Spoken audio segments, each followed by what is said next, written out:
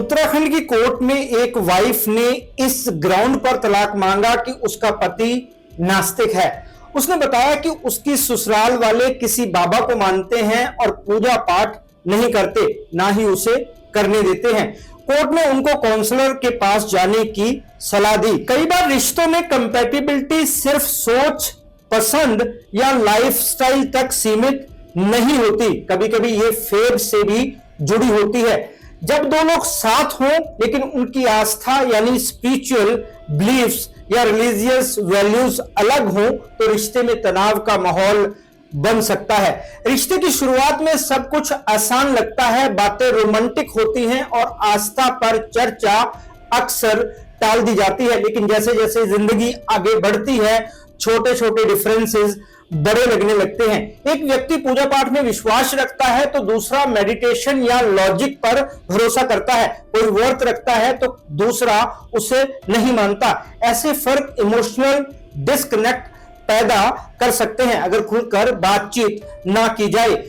असल चैलेंज तब आता है जब व्यक्ति अपने पार्टनर से अपनी आस्था अपनाने या फॉलो करने की उम्मीद करने लगता है। रिश्ते में फेथ प्रेशर आने लगता है। जो चीज कभी प्यारी लगती थी, जैसे मंदिर जाना या आरती सुनना, वही बहस का कारण बन जाती है और धीरे धीरे रिश्ते में म्यूचुअल रिस्पेक्ट की जगह ईगो और जजमेंट ले लेते हैं। ऐसे में सवाल उठता है कि क्या अलग अलग आस्थाएं होने का मतलब है कि रिश्ता नहीं चल सकता? इसका जवाब यह है कि बिल्कुल चल सकता है अगर दोनों में अंडरस्टैंडिंग और एक्सेप्टेंस हो। जरूरी है कि दोनों अपनी अपनी मान्यताओं के साथ कंफर्टेबल रहें और एक दूसरे को बदलने की कोशिश ना करें। फेथ को कंपटीशन नहीं बनाना चाहिए। किसी भी रिश्ते की असली बुनियाद रिस्पेक्ट और प्यार है। अगर आप एक दूसरे के विश्वास को समझने की कोशिश करेंगे तो डिफरेंसेस भी रिश्ते की गहराई को बढ़ा सकते हैं, लेकिन अगर आस्था ईगो का मुद्दा बन जाए तो वो रिश्ते में दूरी की सबसे बड़ी वजह बन सकती है। नमस्कार दोस्तों, मैं हूं राहुल राय गुप्ता और आप मुझे डिटेक्टिव गुरु के नाम से भी जानते हो और हम करते हैं देश विदेश में पर्सनल और कॉर्पोरेट इन्वेस्टिगेशन। इस वीडियो में हम बात करेंगे कि जब हस्बैंड वाइफ का फेथ या बिलीफ सिस्टम अलग हो तो रिश्ता कैसे बैलेंस करे, कहां बाउंड्रीज जरूरी हैं और कैसे प्यार आस्था से बड़ा बन सकता है। मैं आपको ऐसे 5 पॉइंट्स बताने वाला हूं जिनसे आपको इस टॉपिक पर काफी क्लियरिटी मिलेगी।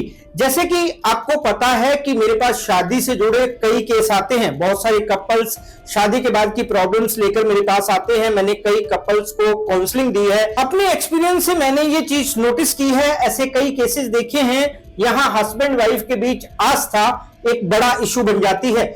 एक को पूजा पाठ करना पसंद है जबकि दूसरा इसे पाखंड मानता है या फिर उसका बिलीफ सिस्टम अलग होता है।